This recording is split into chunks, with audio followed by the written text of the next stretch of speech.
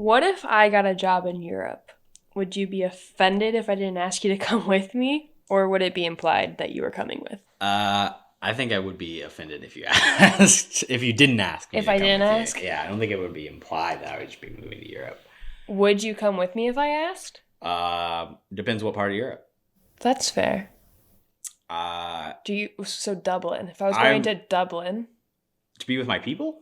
Your people? My Irish people? They do like potatoes there. I think I would fit in not well in the streets of Dublin. Spice bags scare me. I don't like soccer. And I'm scared of redheads. So you wouldn't come with me? on that front. If it was a country that's like smaller than the state we currently live in, like Liechtenstein, San Marino. Are those countries or are those... Absolutely. Vatican City. I'd be happy to live. We're not living in Vatican City. Andorra. Take me to any of those places. I can get behind that. But Dublin, I'm out. All right. Fair enough. I would like to be asked.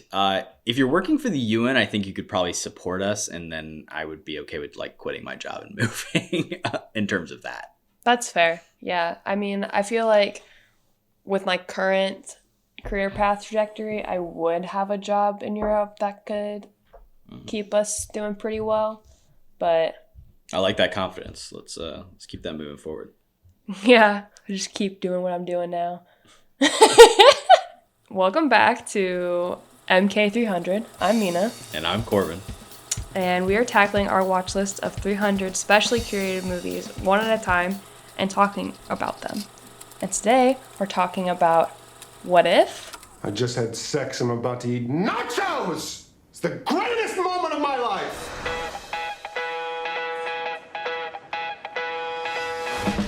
Oh, did you guys meet? Wallace, Hi. This is my cousin Chantry. Yes! Oh, yeah! Thank you for being so gracious in victory. I'm gonna give you my number. We should hang out. Yeah. My boyfriend will be worried about what happened to me. So, friends? Yeah, why not? All right. Friends. Is this always how you make friends? Like it's a business deal? Yeah, actually, it's just my style. Okay, it's quite unnerving, but it's good. In fairy tales, love inspires you to be noble and courageous, but in real life, love is just an all-purpose excuse for selfish behavior. I don't know if you are actually cynical or just a super crazy romantic cheeseball. So, Wallace, we should talk about the complex issues of our time. Can men and women really be friends, or do you secretly want to bang Chantry? She has a boyfriend. Ben, Wallace is here. Hi, thanks for coming by. Are you trying to sleep with my girlfriend? Oh, no, God, I wouldn't. Don't worry, we're just talking guy. Okay. You can't interact with a woman without sex screwing it up, but I can because I'm a grown-up. And it's so adorable that you really believe that.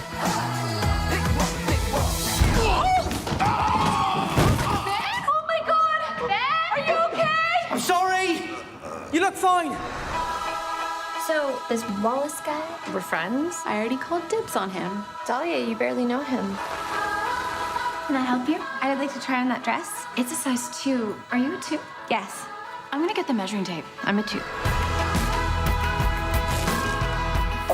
Wallace! Yes. I need you to come in here.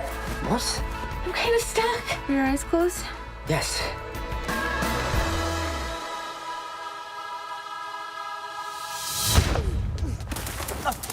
Question mark?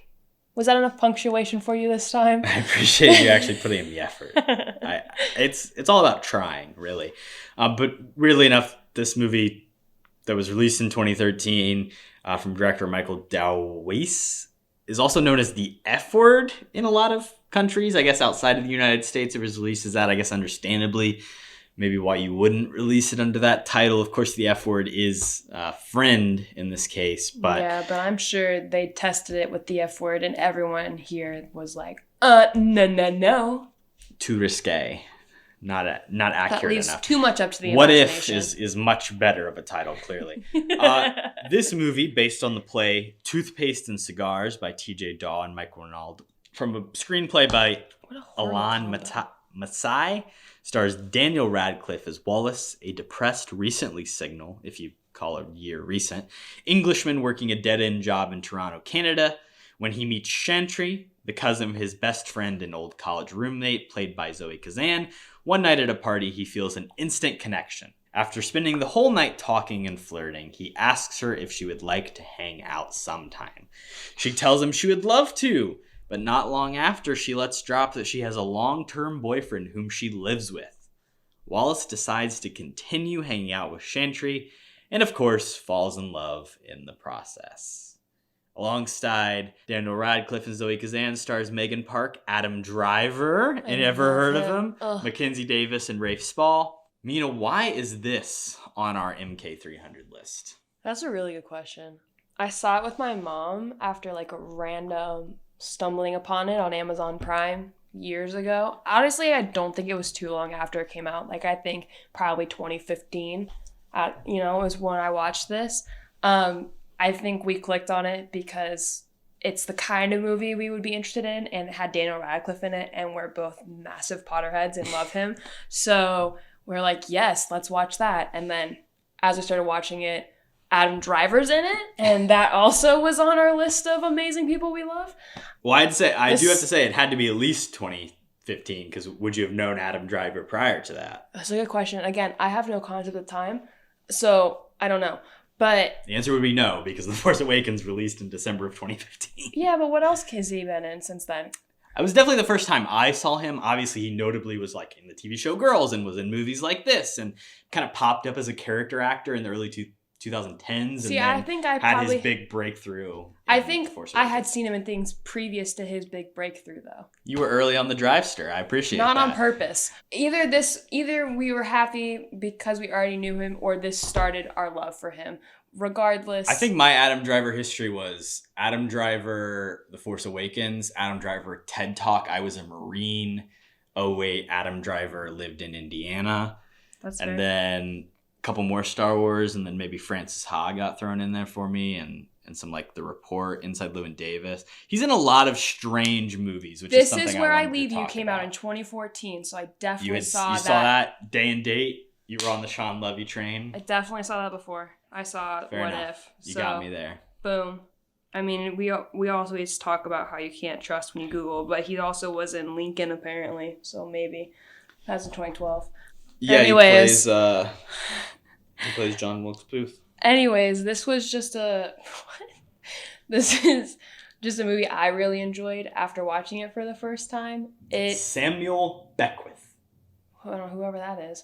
He's a telegraph operator. Oh, cool. Good for him. But this just felt like on the same train as The Way Back of kind of movies I would want you to watch.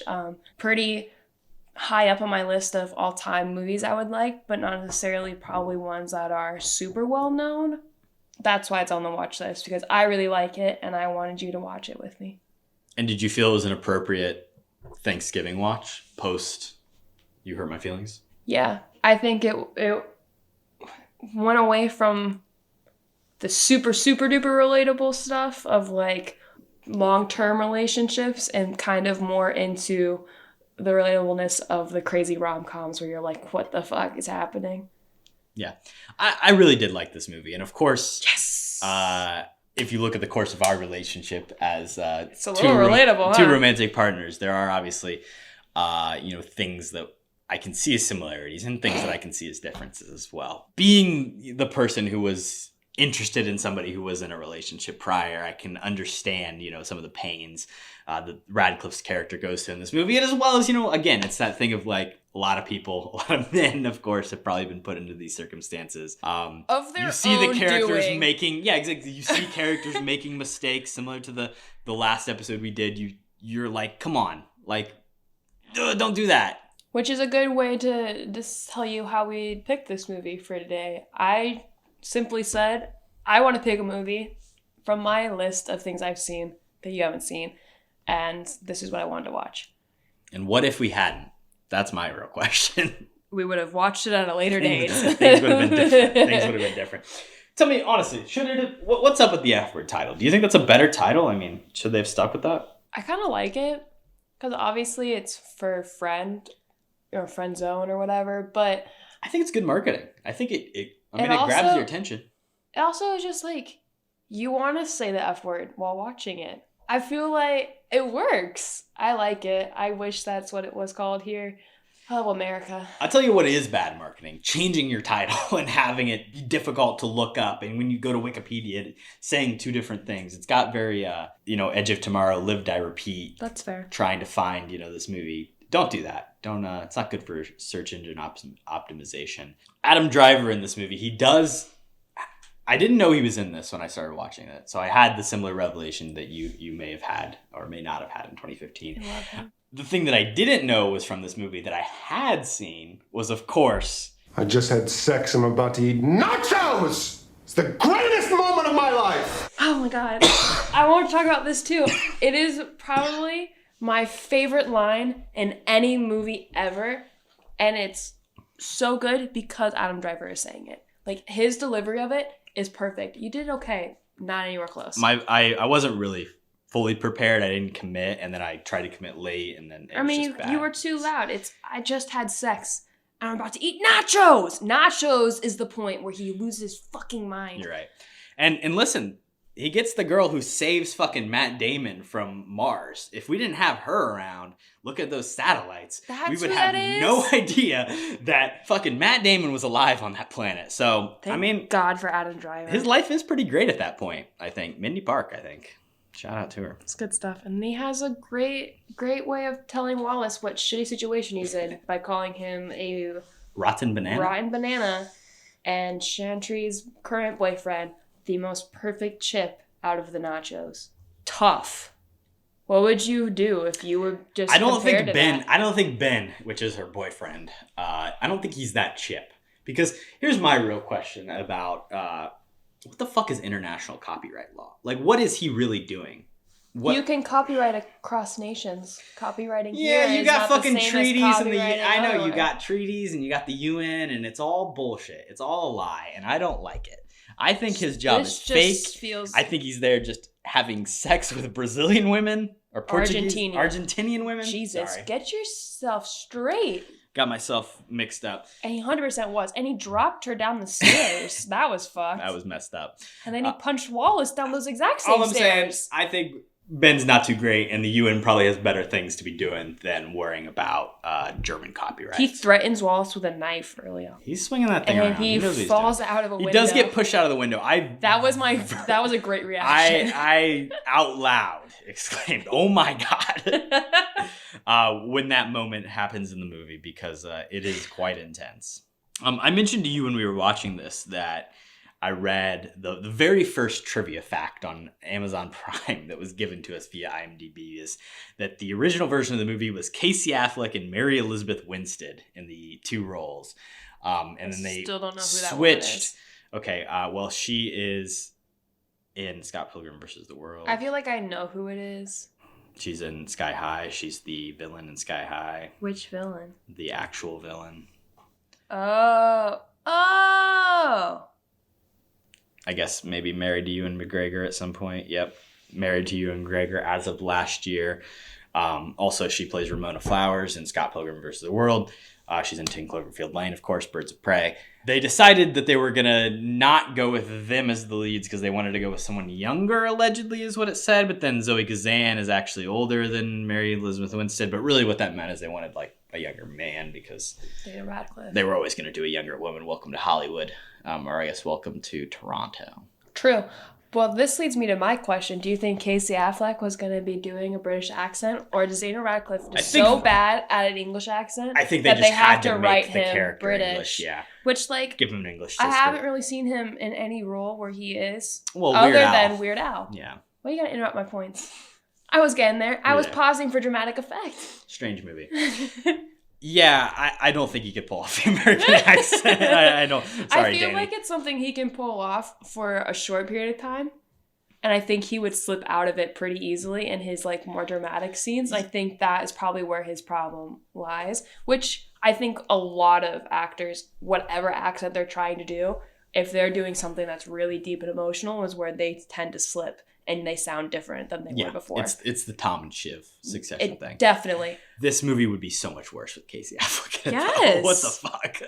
I could not even. I mean, I guess like Casey Casey Affleck now, Affleck? like there was like a period of Casey Affleck where I could maybe see it working, and I guess this is around that time, but it's Casey just Affleck not. in the Ocean's movies would be decent. Yeah, He's a little bit more goofy and fun. yeah, exactly. It's you gotta. He's entered his kind of depressing phase. Right. This is 2 years before Manchester by the Sea, and that's the real like. I don't think that works, right? I think 4 years. Maybe. Also, no concept of time, right? no, none. Not that he feels like so much older to me than Daniel Radcliffe. I think 3 years before Manchester. I think though, like it would have been a completely different vibe. And also, I don't think him across from Adam Driver would have been nearly as funny. No, well then you got to do like.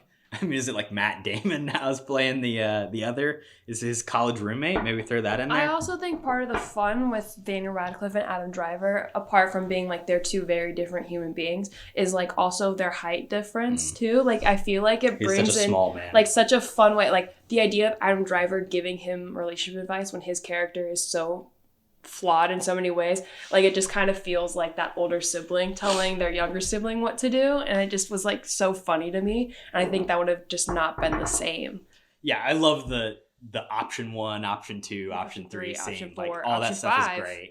Move on. And also, again, it's like that relatable thing of like. Have you had that talk before? Not specifically, but I mean that is like you've got these choices and they're all probably fucking bad at the end of the day. I really, really loved the animation throughout the movie, and how we slowly get to understand the meaning of the first bit that shows up. Like, the character literally hops off the page that Chantry writes her number on. So she's clearly just a sketch she's had before that she wrote her number on the back of, and it's a very specific style of animation that sticks through the whole movie, which I love, but it morphs into this like being with wings, right? And then later we see her tattoo, and it's very clearly like supposed to represent her mother and like, you know, like growing, and I just love that because it just lets it be its own thing for so much of the movie, where you're just like, that's really pretty and really neat, and clearly just a part of her character, but for why, I don't know. And then it gets to morph. And I really like that because I feel like some movies try too hard to explain things too quickly without letting it just be like, that's okay. It can just be there. And I really liked it. And it's a cool like directorial flourish as well, like having that motif of the butterfly kind of appearing on the city walls, and you kind of get to travel through Toronto with it a little bit. And there's a couple moments of interesting directorial style where like Zoe Kazan and Daniel Radcliffe will be like joking about something, and they'll like make a joke about some one turn off phrase, and then you'll see a cut to like scene of that thing. And I always enjoy those extra little moments they took to film the maybe it was the second unit, but they went and filmed something. Yeah. I just really enjoy this movie. I think it's fun. It's quippy. They're just a pairing that just likes to make fun of one another and like have these really random things they say about one another, which is just so great. That felt really real, and it's a different kind of like joking around that I don't think you get a lot, and I really enjoy it. I just really love this movie. Would you ever try Fool's Gold? I'm not a big jelly guy. I'm out on jelly. That's fair. I like jelly, and I do like jelly with like eggs and bacon, so maybe peanut butter and jelly and bacon I could be into, but a whole jar. It's the intense. fact that Elvis ate a whole of those things is fucking gross and explains why he died. Not the only gross thing that Elvis did, as we all know. Check out shout Priscilla. Shout out Sophia Coppola for that one. I think the characters are very quippy. I think overall, like the pacing of the movie is like pretty fucking lightning fast, and it speeds through in a similar way to which like the characters talk. And I think maybe it just moves a little bit too fast. It's a tight 90, which I can respect, but at times I'd like to see even more of their relationship growing. Really? Yeah, because it's even like, okay, I feel like this is a rare take for you. They're Usually emailing. Like, I'm tired. They're of this emailing for like a little bit, and then they're hanging. Like it's just everything is just so quick, and then especially right at the end, it's they 1 year later us, and they do it in the worst possible way. And of course, they do like a weird fake out thing of like, oh, they weren't actually together, but then they are, and we bypass this whole thing of he moves to Taiwan and basically like gives up on this interests or dreams that he had to maybe return to medical school, and I know he gets to do that there, but. Come on, he's got to come back to America and retake all his classes anyway. So was that really his dream ever, or was he just doing that because he had to get over this girl and he had no other way to go? Well, yeah, but I mean, it was it was his dream originally that he then fell out of because of a broken relationship that he felt. But again, was it his dream becoming or his was it he parents. was supposed to do because I don't know. of his parents? They leave up Wallace to basically just be like a shell of a character, because does he really have any dreams other than Chantry? Probably not. And that again leads into the issues of it all. Is that the most relatable part for you? No. Oh, good. I would be worried if it was. Is this a good date movie? I don't think so. I think so too, yeah. This is like a quintessential date movie. Like, this is just, it's a rom-com. It's fun. Is this the best Daniel Radcliffe has ever looked in a movie? Or are you more of a part two kind of gal? I mean, he looks good in that too. Daniel Radcliffe is like, he's a weird figure for me. Like, I think he's not an ugly dude, but he's more like adorable. He's not like, you know. Send this right to him. I love him though. But I'm pretty sure there's a movie he's in that he is just absolutely jacked in. I don't know what it is. I don't know. Might be TV. Guns Akimbo? He's ripped, and he also has a movie where he does a striptease. Like, he's jacked in a few of his movies, and I think he probably has looked better than this. Yeah, but he's in a movie where he's jacked. I know it is because whatever. Yeah, it's called Harry Potter and the Sorcerer's Throne. He was 12 years old doing steroids. Wow, that's too far. Chris Columbus was forcing him down his throat. That's another thing that's a different title in different countries. It's the Philosopher's Stone outside of America. He does know a thing or two about that. Swiss Army Man in Switzerland. You know what they call that? Army Man? Yes. You're all over it. Thank you guys for listening to this one. And who knows what's next? I don't know. What if? Thanks for listening to the episode. You can follow the rest of our happenings over here at Kody and Korbin Have a Podcast on Instagram, Twitter, and TikTok at KHAP Podcasts, KHAPODCAST. Please follow us on Spotify, give us a rating, subscribe to our YouTube channel, and follow along for more.